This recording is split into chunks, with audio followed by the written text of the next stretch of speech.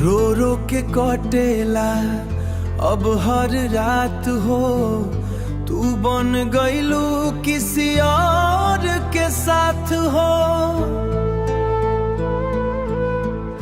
हम तो चाहानी दिल से तोहरा के, तू दे गईलू बस जुदाई के सौगात हो।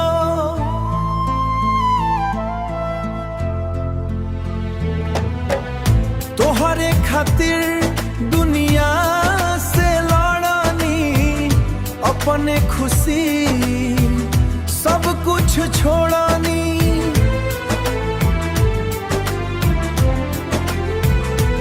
आखिर काहे दिल तोड़ गईलू, प्यार के सपना काहे मोड़ गईलू।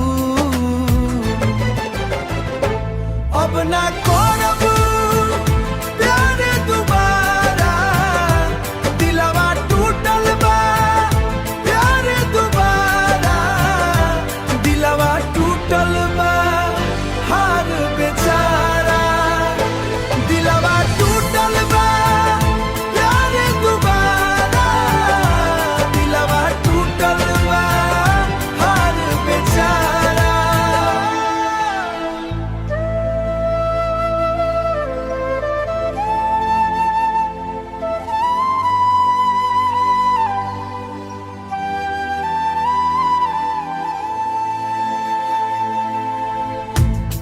चांद भी आजू उदास लागे, तोहरा बिना सब बेकार लागे।